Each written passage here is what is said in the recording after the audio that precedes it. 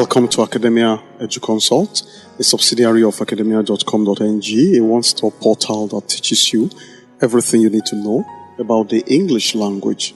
In this video, we are going to be looking at the modal auxiliary verbs. We're going to look at the uses of the modal auxiliary verbs in all their forms.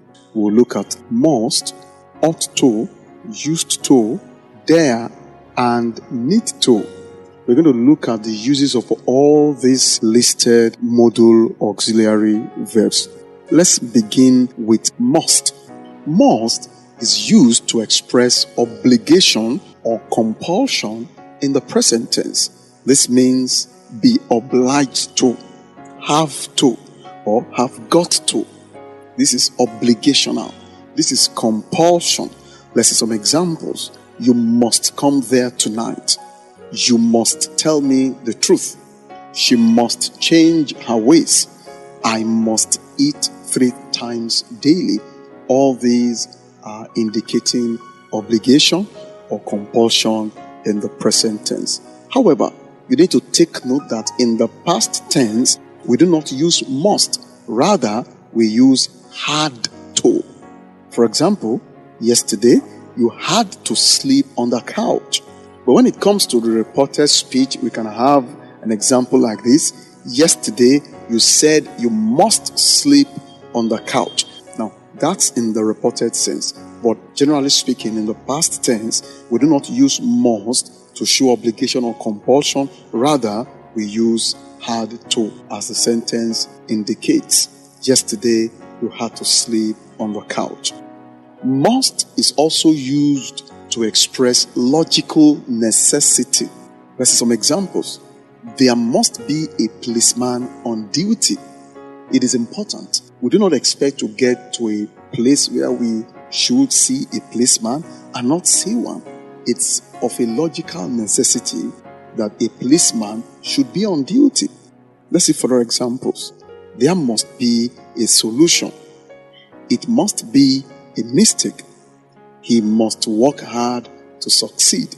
All these are examples of must showing logical necessity. However, you need to take note that we do not use must in sentences with negative or interrogative meanings. Instead, we use can. Let's see some examples. There cannot be a solution. There cannot be a policeman on duty. Who can go on our behalf? Someone must actually go on our behalf, but who can go on our behalf? We do not use must in this context to show logical necessity when we are dealing with negative or interrogative meanings. Let's go on to see ought to. Ought to also expresses logical necessity or expectation. In this context, it is equivalent to should, like we said when we were looking at should. Let's see some examples. You ought to do your homework. She ought to attend the ceremony. The criminals ought to be in jail by now. The rains ought to have begun. Now, this is an expectation. The rains ought to have begun. So we make use of ought to express logical necessity or expectation. She ought to be here by now. Let's go on to see another modal auxiliary verb, and that is used to. When you talk about used to, you must note that the verb used is written in the past tense, used to.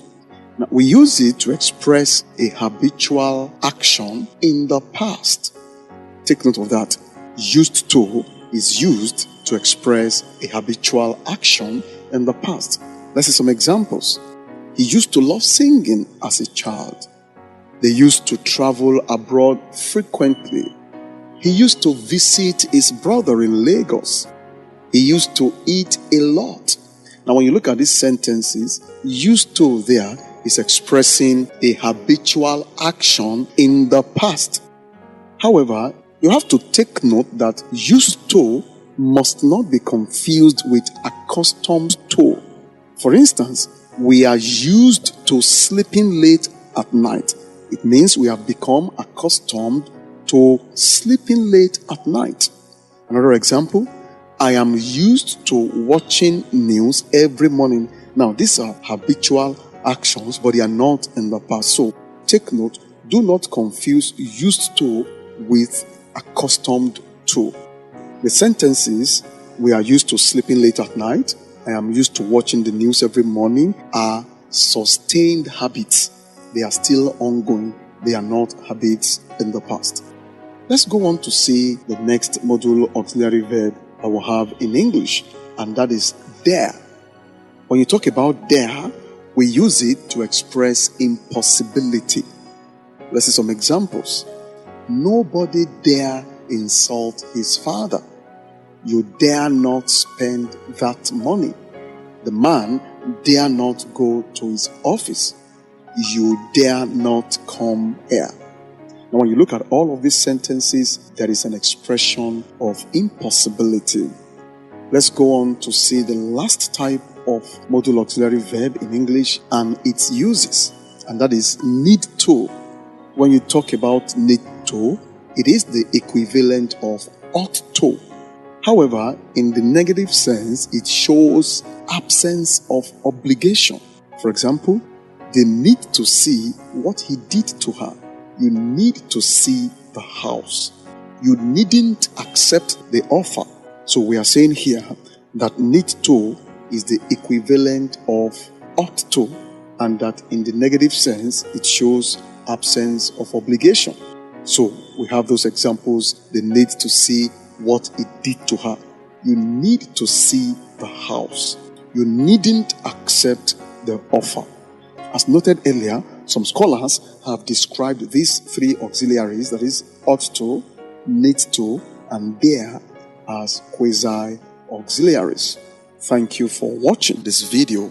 A lot of videos have also been put in our playlist. Please go through them and you'll really be educated and informed. Your comments and observations and questions are welcome. Thank you very much. Stay tuned for the next video.